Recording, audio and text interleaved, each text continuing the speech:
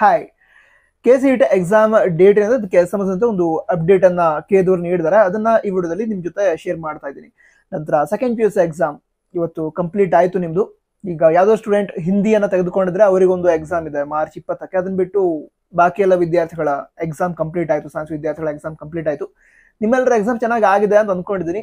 ಅಕಸ್ಮಾತ್ ಯಾವ್ದಾದ್ರು ಒಂದು ಸಬ್ಜೆಕ್ಟ್ ನ ಎಕ್ಸಾಮ್ ಅಷ್ಟು ಚೆನ್ನಾಗಿ ಆಗಿಲ್ಲ ಅಂತ ಹೇಳಿದ್ರೆ ಎರಡನೇ ಬೋರ್ಡ್ ಎಕ್ಸಾಮ್ ಇದೆ, ಅದನ್ನ ಬರೆದು ಮಾರ್ಕ್ಸ್ ಇಂಪ್ರೂವ್ಮೆಂಟ್ ಮಾಡ್ಕೊಳ್ಳಿ. ನಂತರ ಈಗ ಏನು ನೀವು ಮೆಡಿಕಲ್ ಕೋರ್ಸ್ ಅನ್ನ ಮಾಡಬೇಕು ಅಂತ ಹೇಳಿದ್ರೆ ನೀಟ್ ಎಕ್ಸಾಮ್ ಪ್ರಿಪರೇಷನ್ ಸ್ಟಾರ್ಟ್ ಮಾಡಿರ್ತೀರಾ. ಅಂದ್ರೆ ಎಕ್ಸಾಮ್ ಇವತ್ತು ಮುಗಿದಿದೆ, ಇವತ್ತು ಬೇಕಾದ್ರೆ ರೆಸ್ಟ್ ಮಾಡಿ, ಬಟ್ ನಾಳೆಯಿಂದ ಚೆನ್ನಾಗಿ ಸ್ಟಾರ್ಟ್ ಮಾಡಿ. ನಂತರ KCET ಎಕ್ಸಾಮ್ ಪ್ರಿಪರೇಷನ್ ಅದು ಕೂಡ ತುಂಬಾ ಚೆನ್ನಾಗಿ ಸ್ಟಾರ್ಟ್ ಮಾಡಿ.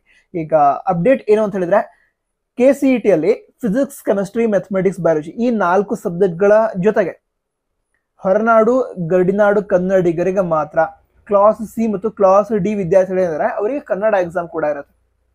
ಸರಿನಾ? ಹೊರನಾಡು ಮತ್ತು ಗಡಿನಾಡು ಕನ್ನಡಿಗರಿಗೆ ಮಾತ್ರ ಏನೇಳಿ ಈ ಕನ್ನಡ ಎಕ್ಸಾಮ್ ನಡೆಸ್ತಾರೆ. ಆ ಕನ್ನಡ ಎಕ್ಸಾಮ್ ಈ ಹಿಂದೆ ಏಪ್ರಿಲ್ 18ಕ್ಕೆ ನಡೆಸಲಾಗುತ್ತೆ ಅಂತ ಡೇಟ್ ಅನ್ನು ಅನೌನ್ಸ್ ಮಾಡಿದ್ರು.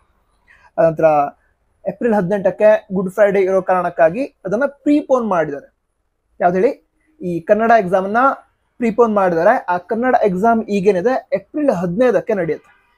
ಸರಿನಾ? ಸೊ ಅದಕ್ಕೆ ನೋಟಿಫಿಕೇಶನ್ ರಿಲೀಸ್ ಮಾಡಿದ್ದಾರೆ. ಬಾಕಿ ಸಬ್ಜೆಕ್ಟ್ಸ್ ಏನಿದಾವೆ ಫಿಸಿಕ್ಸ್, ಕೆಮಿಸ್ಟ್ರಿ, ಮ್ಯಾಥಮೆಟಿಕ್ಸ್, ಬಯಾಲಜಿ ಅದು ಈ ಹಿಂದೆ ನೀಡಿದಂತಹ ಟೈಮ್ ಟೇಬಲ್ ಏನಿದೆ ನೀವು ಸ್ಕ್ರೀನ್ ಮೇಲೆ ಕೂಡ ನೋಡ್ತಿದ್ದೀರಾ, ಇದ್ರ ಪ್ರಕಾರನೇ ನಡೆಯುತ್ತೆ. ಬಟ್ ಕನ್ನಡ ಎಕ್ಸಾಮ್ ಏಪ್ರಿಲ್ 18ರ ಬದಲಿಗೆ ಏಪ್ರಿಲ್ 15ಕ್ಕೆ ನಡೆಯುತ್ತೆ.